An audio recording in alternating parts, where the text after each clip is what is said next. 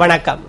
மாநில வருவாயை அதிகரிக்க சுற்றுலா வளர்ச்சிப் பணிகளை விரைவாக முடிக்க வேண்டும் என்று அதிகாரிகளுக்கு ஆளுநர் வீரேந்திர கட்டாரியா உத்தரவிட்டுள்ளார். புதுவை ஆளுநர் மாளிகையில் சுற்றுலாத்துறை தொடர்பான ஆய்வுக் கூட்டம் ஆளுநர் வீரேந்திர கட்டாரியா தலைமையில் நடைபெற்றது. அமைச்சர் ராஜவேலு, சுற்றுலா வளர்ச்சிக் கழக தலைவர் வையாபுரி மணிகண்டன், சுற்றுலாத்துறை செயலர் மூர்த்தி, இயக்குநர் சிவக்குமார், துணை இயக்குநர் சுப்பிரமணியன் ஆகியோர் கலந்து கொண்ட கூட்டத்தில் சுற்றுலாத்துறை மூலம் ஏற்கனவே நடந்துள்ள பணிகள், நடந்து வரும் பணிகள், சுற்றுலாத்துறை திட்டங்கள், அதனை நிறைவேற்ற தேவையான நிதி, மேலும் மத்திய அரசிடமிருந்து பெற வேண்டிய நிதி குறித்து ஆலோசிக்கப்பட்டது.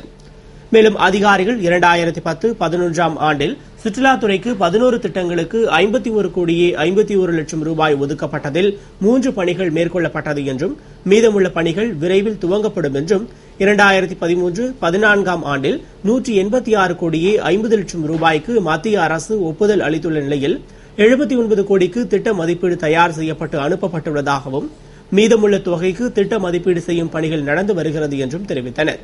அப்போது ஆளுநர் விமான போக்குவரத்தை மேம்படுத்த தமிழக பகுதியிலிருந்து தேவைப்படும் 40 ஹெக்டேர் நிலம் குறித்து தமிழக ஆளுநரை சந்தித்து வலியுறுத்தியதாகவும் விரைவில் இடம் கிடைக்க முயற்சிப்பதாகவும் தெரிவித்தார். மேலும் சுற்றுலாத்துறை மூலம் புதுவை மாநிலத்திற்கு வருவாயை பெருக்க முடியும் என்பதால் சுற்றுலா நகரமாக மாற்றுவதற்கான அனைத்து பணிகளையும் விரைந்து முடிக்க வேண்டும் என்று அதிகாரிகளுக்கு உத்தரவிட்ட ஆளுநர் தொடர்ந்து சுற்றுலாத்துறையில் செய்ய உள்ள பணிகள் விரைவில் செயல்பாட்டுக்கு வரும் வகையில் துறையின் செயல்பாடுகள் இருக்க வேண்டும் என்றும் அதற்கு தான் துணை நிற்பதாகவும் உறுதியளித்தார். புதுவை கரும்பு விவசாயிகள் சட்டசபையில் முதல்வர் ரங்கசாமியை முற்றுகையிட்டு வாக்குவாதத்தில் ஈடுபட்டதால் பெரும் பரபரப்பு ஏற்பட்டது. புதுவை கரும்பு விவசாயிகள் சங்கத்தினர் சங்க தலைவர் பூங்காவனம், செயலாளர் வழக்கறிஞர் செந்தில்குமார் ஆகியோர் தலைமையில் சட்டசபையில் முதல்வர் அலுவலகத்திற்கு சென்று முதல்வர் ரங்கசாமியை சந்தித்து 2011-12 ஆண்டில் வெட்டி அனுப்பிய கரும்பிற்கு முழுமையாக பணம் பட்டுவாடா செய்யவில்லை என்றும் வங்கிக்கு செலுத்த வேண்டிய பணத்தையும் ஆலை நிர்வாகம் செலுத்தாததால் வங்கியில் கடன் பெற முடியவில்லை என்று கூறி வாக்குவாதத்தில் ஈடுபட்டனர். மேலும் முத்தரப்பு கூட்டத்தினை கூட்டி கரும்புக்கு விலை நிர்ணயிக்கவில்லை என்று குற்றம் சாட்டினர். அப்போது முதல்வர் ரங்கசாமி ஆலை தற்போது நஷ்டத்தில் இயங்குவதால் விவசாயிகளுக்கு அளிக்க வேண்டிய பணத்தை அளிக்க அரசு அனைத்து நடவடிக்கையும் எடுத்து வருவதாகவும் மேலும் கோரிக்கைகள் தொடர்பாக ஆலையின் தலைவரை சந்தித்து பேசுமாறும் கூறினார். இதனையடுத்து கரும்பு விவசாயிகள் ஆவேசமாக பேசியதால் அங்கு பெரும் பரபரப்பு ஏற்பட்டது. இதனைத் தொடர்ந்து முதல்வர் விவசாயிகளிடம் எந்த பதிலும் கூறாமல் வெளியேறிவிட்டதால் ஏமாற்றமடைந்த கரும்பு விவசாயிகள் கலைந்து சென்றனர். புதுவையில் வாக்காளர் பட்டியல் திருத்தல் பணியினை மேலும் 10 நாட்களுக்கு நீட்டிக்க செய்ய வேண்டும் என்று திமுக மாநில அமைப்பாளர் MA சுப்பிரமணியன் கோரிக்கை விடுத்துள்ளார். இதுகுறித்து திராவிட முன்னேற்றக் கழக மாநில அமைப்பாளர் டாக்டர் MA சுப்பிரமணியன் கூறுகையில், இந்திய தேர்தல் ஆணையத்தின் ஆணையின்படி புதுவையில் உள்ள அனைத்து சட்டமன்ற தொகுதிகளின் வாக்காளர் பட்டியலில் புதிய வாக்காளர் பெயர் சேர்த்தல், நீக்கல் மற்றும் திருத்தும் பணிகள் கடந்த 10ஆம் தேதி முதல் வரும் 1ஆம் தேதி வரை நடைபெற்று வருகிறது. ஆனால் இந்த நாட்களில் நவராத்திரி, ஆயுத பூஜை, பக்ரீத், தீபாவளி என்று பண்டிகை காலங்களாக இருந்த காரணத்தினால் பொதுமக்கள் அதற்கான பொருட்கள், புத்தாடை வாங்குவதிலேயே கவனம் செலுத்தி வருகின்றனர். இதனால் வாக்காளர் பட்டியல் திருத்தும் பணிகளில் பொதுமக்கள் முழுமையாக பயன்பெற முடியாத நிலை உள்ளதால் பொதுமக்களும் கல்லூரி மாணவ மாணவிகள் மற்றும் இளைஞர்கள் தங்களது வாக்களிக்கும் உரிமையை பெறுவதற்கும் வாக்காளர் பட்டியல் திருத்தும் பணியின் முழு பயன் பெறுவதற்கும் ஏதுவாக வாக்காளர் பட்டியல் திருத்தும் பணியினை மேலும் 10 நாட்களுக்கு நீட்டிப்பு செய்ய வேண்டும் மற்றும் வாக்குச்சாவடி மையங்களில் மேலும் ஒரு நாள் சிறப்பு முகாம்கள் அமைக்க வேண்டும் என்று திமுக சார்பில் கேட்டுக் கொண்டதாக கூறினார்.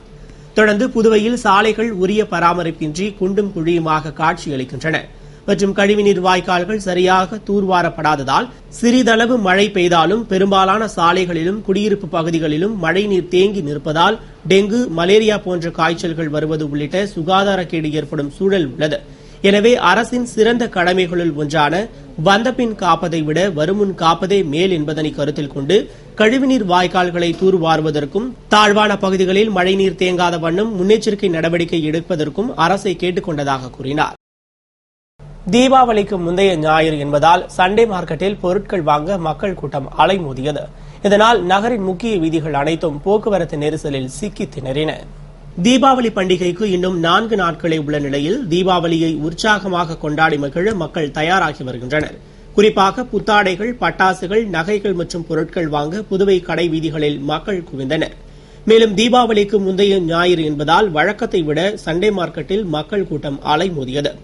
உள்ளூர் மக்கள் மட்டுமின்றி கடலூர், விழுப்புரம், திண்டிவனம் உள்ளிட்ட தமிழக பகுதிகளில் இருந்தும் ஆயிரக்கணக்கான மக்கள் புதுவைக்கு வந்ததால் நேரு வீதி, காந்தி வீதி, அண்ணா சாலை உள்ளிட்ட முக்கிய வீதிகள் அனைத்தும் போக்குவரத்து நெரிசலில் திணறின. நெரிசலை கட்டுப்படுத்த போக்குவரத்து எஸ்பி குணசேகரன் தலைமையில் இன்ஸ்பெக்டர் மாறன் மற்றும் போலீசார் அதிரடி நடவடிக்கை மேற்கொண்டனர். குறிப்பாக காந்தி வீதியில் ரங்கப்பிள்ளை வீதி முதல் கொசக்கடை வீதி வரை 4 சக்கர மற்றும் 3 சக்கர வாகனங்கள் செல்ல தடை விதித்தனர். அதேபோன்று பெரியகடை இன்ஸ்பெக்டர் பாஸ்கர் தலைமையிலான போலீசாரும் நெரிசலை குறைக்க போக்குவரத்திற்கு இடையூறாக நடுவீதியில் நின்று ஆடைகளை விற்ற வட மாநிலத்தவரையும் தள்ளுவண்டி கடைக்காரர்களையும் அகற்றினர். இதனால் மக்கள் சிரமமின்றி பொருட்களை வாங்க முடிந்தது. மேலும் போக்குவரத்து நெரிசலும் கட்டுக்குள் வந்தது.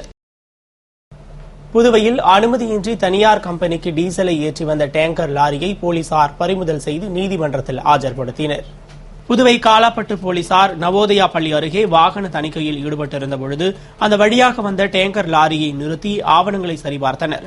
அப்போது அந்த லாரி அத்திப்பட்டில் உள்ள பெட்ரோலியம் கார்ப்பரேஷன் யார்டிலிருந்து 20 லட்சம் ரூபாய் மதிப்புள்ள 15,000 லிட்டர் டீசல் மற்றும் 5,000 லிட்டர் பெட்ரோல் ஆகியவற்றை புதுவை முள்ளோடையில் உள்ள தனியார் பெட்ரோல் பங்கிற்கு எடுத்துச் செல்வதாக ரசீதில் குறிப்பிடப்பட்டிருந்தது.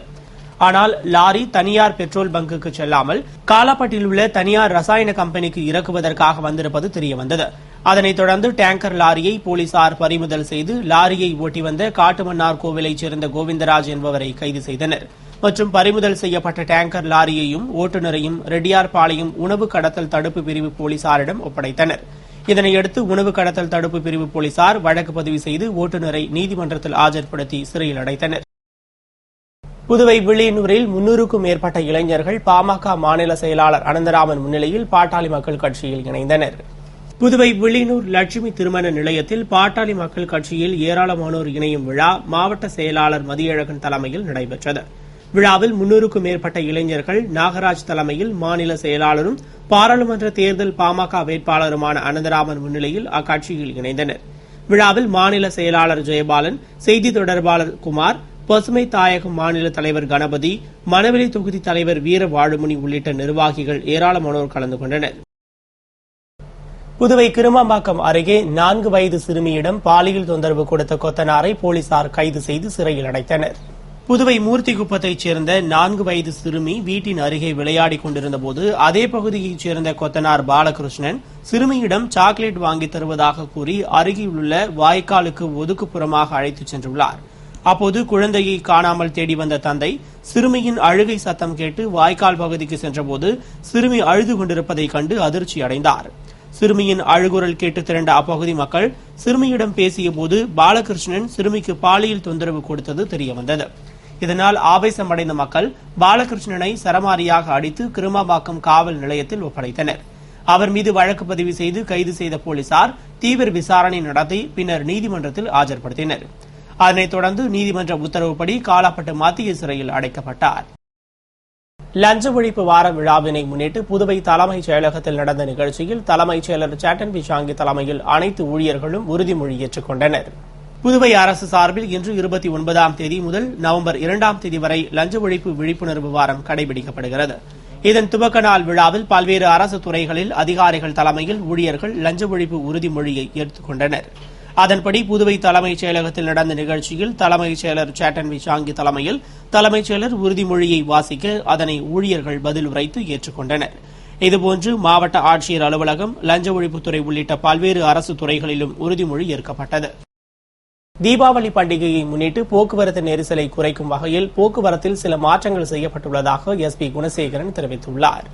இதுகுறித்து போக்குவரத்து எஸ்பி குணசேகரன் செய்தியாளர்களுக்கு அளித்த பேட்டியில், எதிர்வரும் தீபாவளி பண்டிகையை முன்னிட்டு புதுவையில் முக்கிய கடைவீதிகளில் கூட்டம் அதிகமாக உள்ளதாலும் பொதுமக்கள் வசதிக்காகவும் இன்று 28ஆம் தேதி முதல் அண்ணா சாலை மற்றும் புசி வீதியில் கனரக வாகனங்கள் செல்ல அனுமதிக்கப்பட மாட்டாது என்பதால் மறைமலை அடிகள் சாலையில் இருந்து வரும் அனைத்து கனரக வாகனங்கள் புசி வீதியை அடைந்து வலது பக்கம் திரும்பி சின்ன சுப்ராயப்பிள்ளை வீதி வழியாக சுப்பையா சாலை சோனாம்பாளையம் அடைந்து இடதுபுறம் திரும்பி HM காசிம் சாலையில் இடதுபுறம் திரும்பி SV பட்டேல் சாலை வழியாக அஜந்தா சிக்னல் அடைந்து வலது பக்கம் திரும்பி செல்ல வேண்டும் என்று தெரிவித்த அவர், மேலும் கிழக்கு கடற்கரை சாலையிலிருந்து வரும் கனரக வாகனங்கள் அஜந்தா சிக்னல் அடைந்து இடதுபுறம் திரும்பி SV பட்டேல் சாலை வழியாக HM காசிம் சோனாம்பாளையம் அடைந்து வலதுபுறம் திரும்பி சுப்பையா சாலை பழைய பேருந்து நிலையம் வழியாக செல்ல வேண்டும் என்றார்.